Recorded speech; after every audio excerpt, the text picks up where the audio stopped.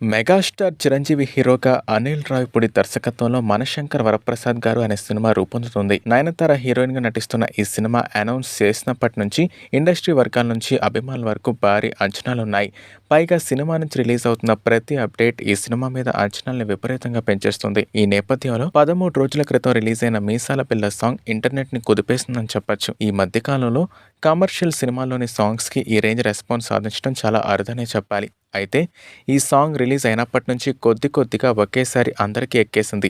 ఎంతో మంది social media influencers ఈ పాటతో రీల్స్ ఇంకా షార్ట్స్ చేస్తూ సోషల్ మీడియాలో వైరల్ చేస్తున్నారు. ఆయన చిరంజీవి పేరు మీద ఎన్నో రికార్డ్స్ ఉన్నాయి. అందులో ఇదొకటని చెప్పొచ్చు. అయితే సంక్రాంతికి వస్తున్న సినిమా బ్లాక్ బస్టర్ తర్వాత అనిల్ రావిపూడి మేకింగ్ పై నమ్మకం ఉంచి నిర్మాతలు ఏమాత్రం సంకోచించకుండా ఇన్వెస్ట్ చేస్తున్నారు. గత సినిమా లాగా ఈ సినిమా కూడా ఫ్యామిలీ ఆడియన్స్ ఆకట్టుకుంటుందని ప్రేక్షకులు అలాగే ఫిల్మ్ నగర్ వర్గాలు అభిప్రాయపడుతున్నాయి.